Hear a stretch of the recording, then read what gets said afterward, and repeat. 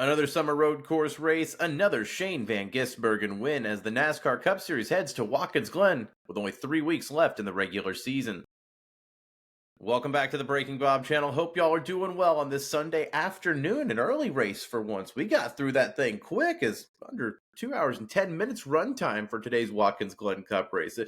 Making up some time for the truck and Xfinity delays this weekend at the Glen, I guess. If you're new here, of course, hit that subscribe button so you don't miss a thing as far as NASCAR content on a daily basis. Good news as far as the Connor Zilic prognosis, as good as it can be. Broken collarbone. He says he doesn't have a timetable or a time frame to return.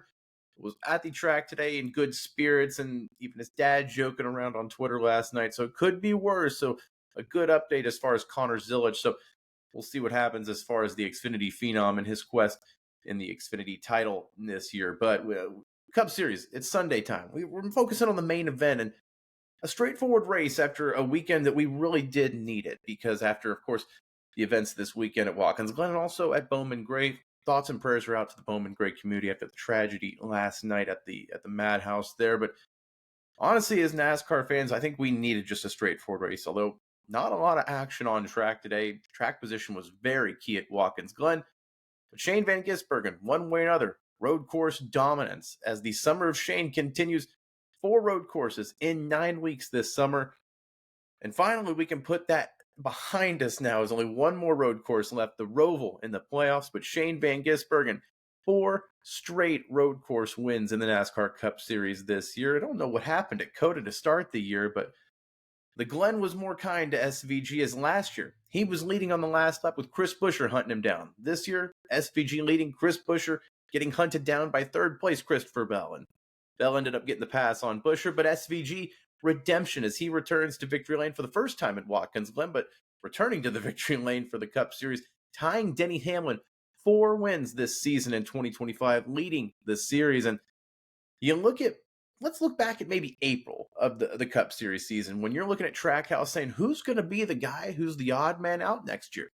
Would Connor Zilic stay in the Xfinity Series? Would Daniel Suarez or SVG keep their ride?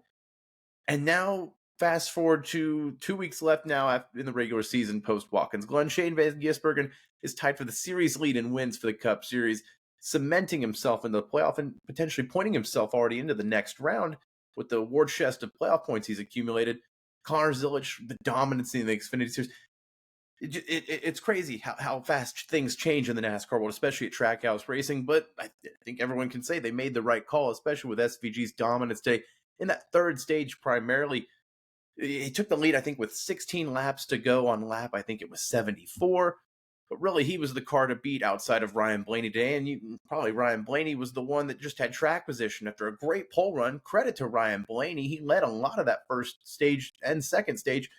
But SVG just dominant once it came down to those money laps, the last 30 laps. And the broadcast made sure to state it, but this is Watkins Glen. Same with Sonoma a couple weeks ago, where everyone said, okay, well, these are more traditional road courses at NASCAR, especially Watkins Glen, where it's not as technical. It's a lot more high speed. And SVG still, this year, just like last year up until that final bus stop with Chris Buescher hunting him down, just shows that he just, for whatever reason, whether it's the next-gen car being similar to that Australian supercar setup or just the familiarity, or he's just that dang good. But for whatever reason, it's all clicking right now for the New Zealander, as he has really been dominant this summer and is making a name for himself in the American world after, of course, jumping onto the scene in his debut win in Chicago in 2023. Just, it's impressive to say the least how he's just adapted into this NASCAR world. And just the pure speed in those last dozen or so laps, he really separated himself for the field today when it was a day where track position was really key. Realistically, not a lot of on-track action. There was a couple of collisions and just no room to go, but otherwise, it was track position because you couldn't really pass today for whatever reason. I think back to I think it was the 2023 Watkins Glen race, very similar to that.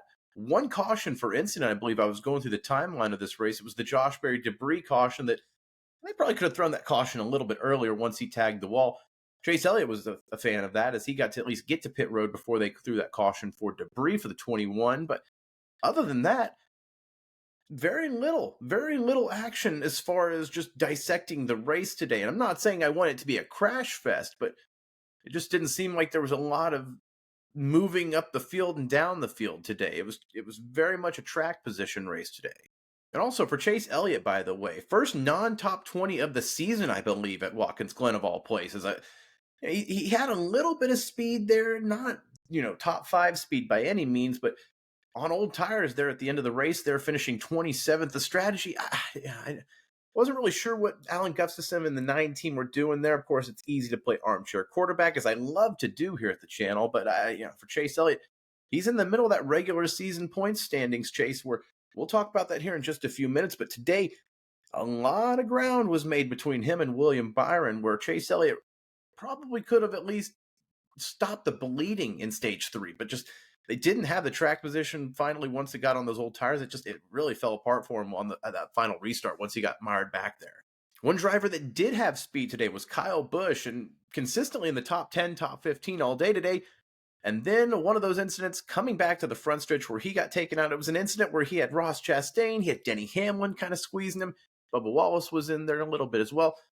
But Kyle Busch and Denny Hamlin both getting some damage there. And Kyle Busch, I think, ended up 22nd, I want to say. I'll have to look back for sure. But, it's a win and you're in moment now for the A team. And not saying he was going to be up there with Shane Van Gisbergen by any means. But he was up there probably with top 5, top 10 speed today. But once again, for Kyle Busch, just finding a way to not get the result that they probably have as far as speed-wise, because they just can't put it all together, whether it's through their fault, through any fault of their own or not. And another veteran that ran well today but didn't get the result that was probably accurate for his day was Brad Keselowski, who was running top 5 in stage 3 and then cut a tire down late on that pit cycle there after he had cut down a tire, had to limp it home there. It's frustrating for Brad Keselowski. It seems like the speed has been there the last couple weeks. And then also, after calling out the Cup Series schedule a couple weeks ago, saying that we have too many road courses, and then Sonoma and Watkins Glen, 2 more traditional tracks on the NASCAR schedule. Keselowski has a lot of seat time at these tracks, but running well relatively compared to what he historically has done in the last decade at road courses. But again, still not getting the results. It just seems like these drivers that have speed a lot of weeks, snake bitten one way or the other. And when you look back, 2 or 3 of those results go the other way. And you're right on that playoff cut line instead. But once again, Kyle Busch, Brad Keselowski just leaving the track frustrated when they have potentially the speed for at least a top 10 result. And it wouldn't be a road course without a little teammate drama, and Carson Hosvar always involved as well, as he got spun by teammate Michael McDowell. They had to kind of calm down Hosvar on the radio there. Michael McDowell thought that the 77, I guess, had cut down on the nose there for the 71 there. And then also, NBC showed this pre-race that Brad Keselowski, I guess, sprinted out of his car after, I believe it was either practice or qualifying. I think it was practice. Some sort of incident with Carson Hosvar where they were blocking each other, and Brad didn't like how it was handled and went and tried to go after the young driver there. Had to be held back. There was a little skirmish there. Everything's fine, it seems like now, or at least it can be. But add another driver to the list for Carson Hosvar. Brad Keselowski, team owner driver, just a guy you definitely don't want in your corner in the garage. Why would you ever? And speaking of young drivers that are fighting back, we've got Ty Gibbs, who finished in the, I think, 33rd today. Had speed for probably a top 15 car. But the time is ticking for this regular season for Ty Gibbs to win, and you're in after a rough start. They've, of course, put Chris Gabehart kind of on the crew box there to kind of help out with that 54 team. Not as an official crew chief by any means, but we all know, we can hear on the radio. Well, if you listen to the radio or if you heard the broadcast today, play some of the radio between Chris Gabehart and Ty Gibbs. Gibbs was talking about how the car just wasn't running how he needed it. He was frustrated. Gabehart basically snipped back.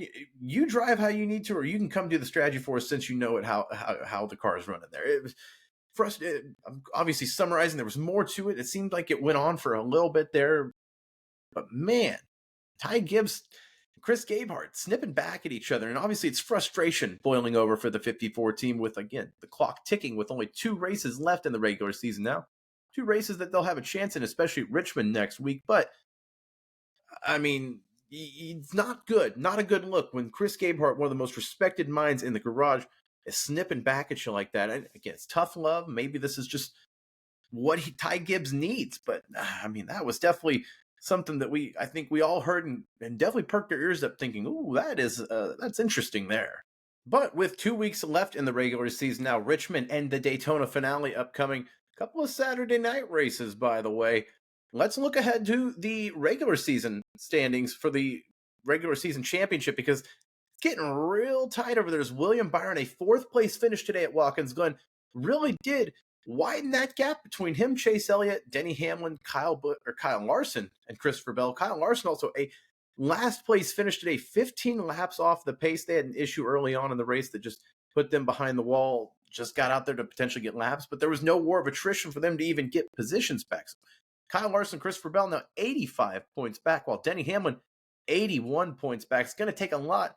Chase Elliott, the only one that I think could even give William Byron a chance here, but it's still going to be tough. Minus 42 to his Hendrick teammate. So we'll see who gets that regular season championship. Of course, bonus points for the playoff. It's massive, massive addition to your regular season campaign. And also just goes to show with the parity of the 2025 season, to be able to squeak out that also, it's a major, major accomplishment.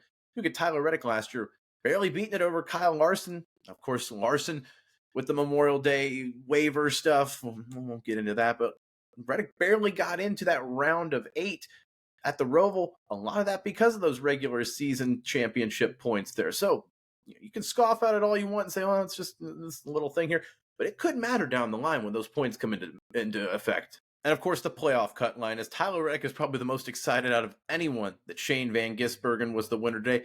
Ryan Preece was definitely a little bit dangerous there in stage 3, but still 34 points under the cut line, behind teammate Chris Buescher, who plus 34, not safe by any means, but feeling a little bit better.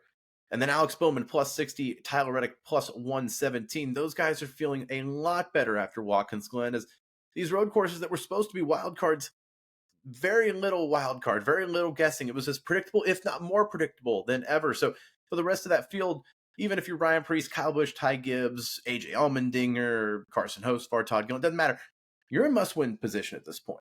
You have to act like Daytona. There's going to be a wild card winner one way or the other, and you just have to somehow figure it. I mean, Richmond last year, Austin Dillon was an unlikely winner at RCR. So it's not to say these next 2 races are completely out of the question for wild card winners, especially Daytona. That's a lottery, but Richmond even next week. Don't write it off for an outside winner like a Kyle Busch and Austin Dillon. So we'll see what happens. Of course, 2 weeks left in the NASCAR regular season. A lot to get into and unpack as we get closer to the playoffs here.